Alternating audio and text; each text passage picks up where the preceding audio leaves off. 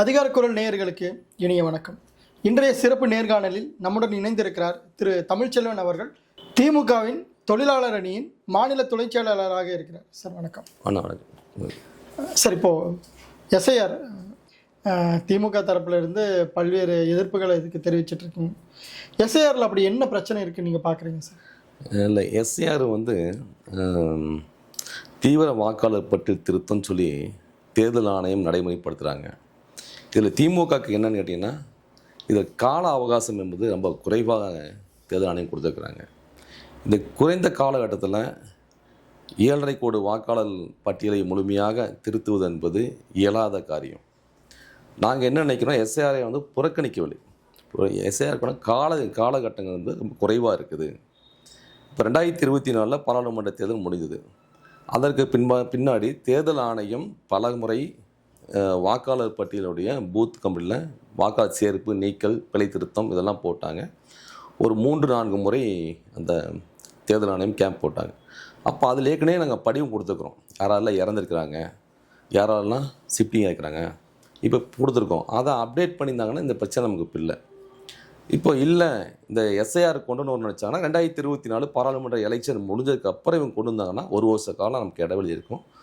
பப்ளிக்கு இதோட திட்டங்களை பற்றி தெளிவாக சொல்லியிருக்க முடியும், அவேர்னஸ் இருந்திருக்கும்.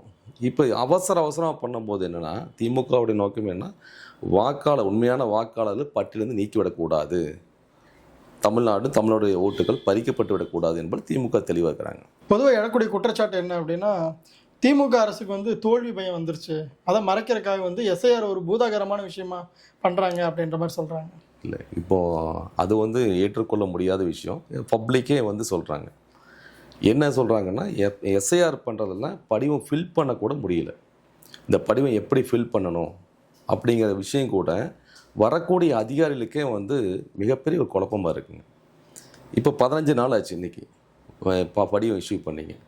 படிவத்தை கொடுக்கத்தான் முடியுதே தவிர அந்த படிவத்தை பூர்த்தி பண்ணி வாங்கக்கூடிய சதவீத ரேஷியோ பாருங்கள், ரொம்ப குறைவாக இருக்கும். எல்லா வீட்டுக்கும் வீடோட போய் கொடுக்குறாங்க. அந்த வீட்டில் இருக்கிற ஒரு ஐடென்டிட்டி நம்பரை போய் ஒரு நபரை கண்டுபிடிக்கிறதுக்கே அவங்களால முடியல, ரொம்ப சிரமப்படுறாங்க. அப்போ எங்களோட BLA 2 தான் எல்லா வீட்டுக்கு கூட்டிகிட்டு போகிறாங்க. இருக்கக்கூடிய தோழமை கட்சி கூட்டிகிட்டு போகிறாங்க. எதிர்கட்சியாக இருக்கவங்க கூட போய் எல்லா வீட்டுக்கும் ஃபார்ம்ஸ் கொடுக்குறாங்க. அந்த ஃபார்மை ஃபில் பண்ணி வாங்குறதுல ரொம்ப குளறுபடி இருக்குது, ரொம்ப சிரமமாக இருக்குது. அது இப்போ கரண்ட்டில் இருக்கக்கூடிய 2025 பட்டியலாம் எழுதிடலாம், ஃபஸ்ட்டு காலத்தில் எழுதிடலாம். 1, 2, 3 கட்டம் எழுதலாம்.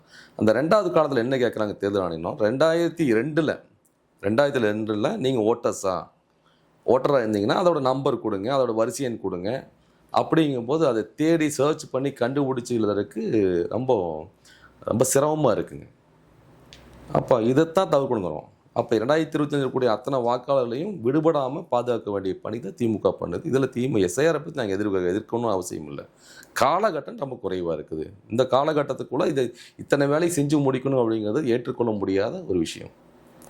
இப்போது எல்லா கட்சிகளுக்குமே பார்த்தீங்க அப்படி பூத் ஏஜென்ட்லாம் இருப்பாங்க, எல்லா கட்சியும் மோஸ்ட்லி வச்சுருப்பாங்க. அவங்கள வச்சு இந்த வேலை செய்யலாம் இல்லைங்களா? இல்லை, அதான் ஏஜென்ட் வச்சங்காடி தான் சொல்கிறோம். எங்களுக்கு கீழே எங்கள் BLA 2 எல்லா பூத்துலேயும் நாங்கள் திமுக பொறுத்த வரைக்கும் கட்டமைப்பு கீழே இருக்கக்கூடிய கட்டமைப்பு பேஸ் மட்டும் நல்லா ஸ்ட்ராங்காக இருக்கும். BLA 2 அவங்க கூட BLO ஆஃபீஸு கூட போகும்போது இந்த ஃபார்ம் இஷ்யூ பண்ணும்போதும் அது திருப்பி வாங்கக்கூடியதில் ரொம்ப சிரமம் இருக்குது, பணிகள் சுணக்கமாக இருக்குது. இன்னொன்று, வரக்கூடிய அதிகாரிகளுக்கு ஒரு பயிற்சிங்கிறது ஒரு 10 நாள் 15 நாள் இந்த பயிற்சி கொடுத்துருவாங்க. ஒரு பயிற்சி இருந்தால் தான் அந்த ஃபார்ம் ஃபில் பண்ணி வாங்க முடியும். இந்த 15 நாள் முடிஞ்சு இன்னும் இருக்கக்கூடிய 15 நாளுக்குள்ளார அந்த 8 கோடி வாக்காளர் படிவத்தை பூர்த்தி பண்ணி வாங்கணும். ஒரு படிவத்தை தர்றது ஈஸி, அந்த படிவத்தை பூர்த்தி பண்ணி வாங்கக்கூடிய அந்த கீழே வரக்கூடிய அந்த ஆஃபீஸருக்கு சரியான ஒரு விளக்கம் இனி பத்தாதுங்க. ஆனால் எலெக்ஷன் கமிஷன் இத்தனை நாளைக்குள்ளே இந்த வேலையை பண்ணணும் அப்படின்ற மாதிரி எந்த காலக்கெடுவும் விதிக்கலை அப்படின்ற மாதிரி சொன்னாங்க. இல்லை, அது நீங்கள் ஏற்கனவே உங்களுக்கு தெரியும், டிசம்பர் 4ஆம் தேதி தான் எண்டு.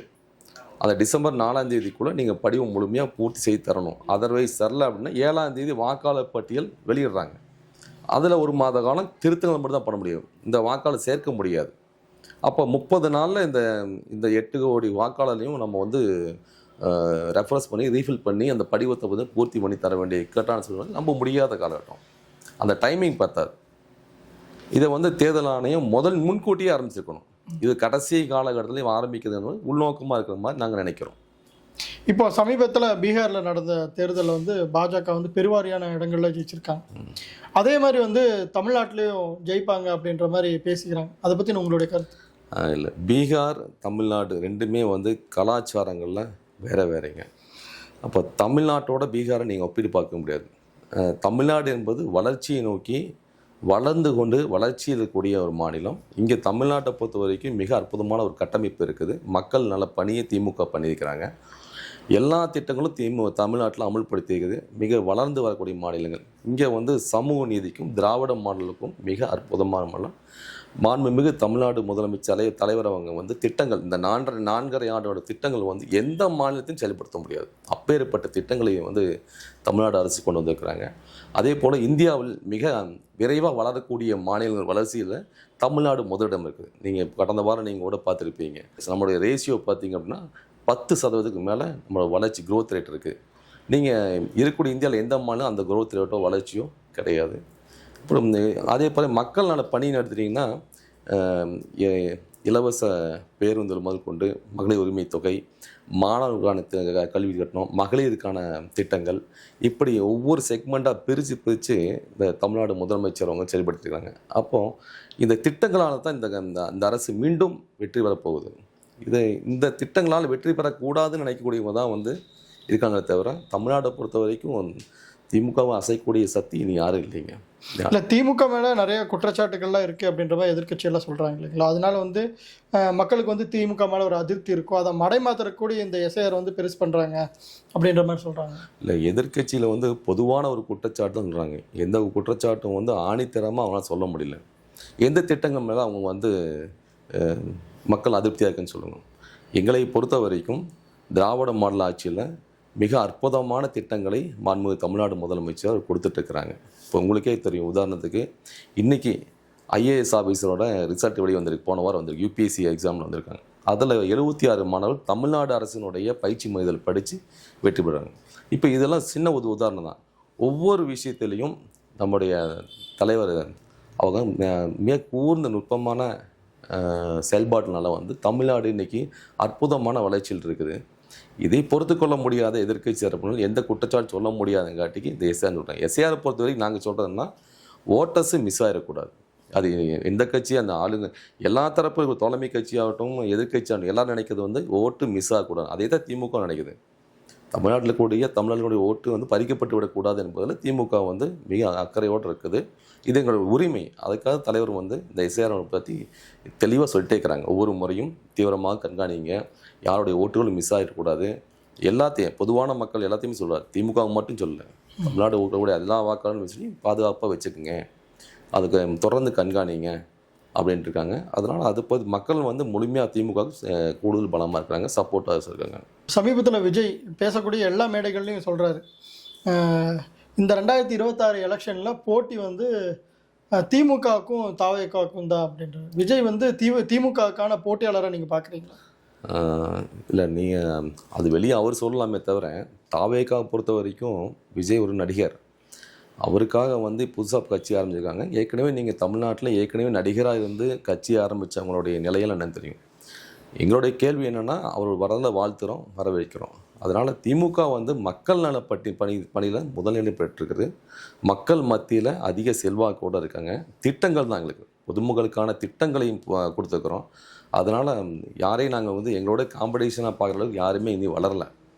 அதனால் மக்கள் தான் எங்களுடைய மிகப்பெரிய சக்தி, மக்கள் தான் எங்களுக்கு செல்வாக்கு. அதனால் தாவேக்கா என்பதை பொறுத்த வரைக்கும் நாங்கள் அந்த பட்டியலே இல்லை, நாங்கள் இதை எடுத்துக்கிறது இல்லை.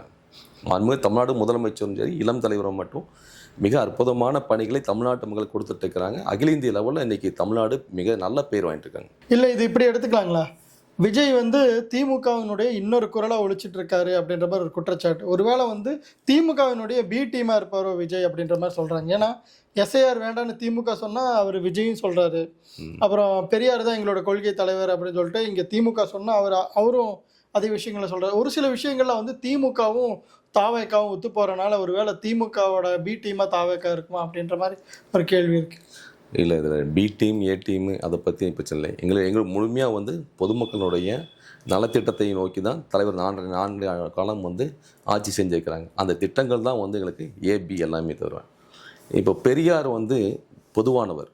அவருடைய கொள்கைகள் வந்து தமிழ்நாட்டு மட்டும் இல்லை, அகில இந்திய லெவலில் பெரியார் வந்து வாழ்ந்து கொண்டிருக்கின்றார், கொள்கைகளால் வாழ்ந்துட்டுருக்கார். சமூக நீதி, சமத்துவம், சமதர்மம் இந்த கொள்கைகள் திமுக அடிப்படை பேஸ் மட்டும்.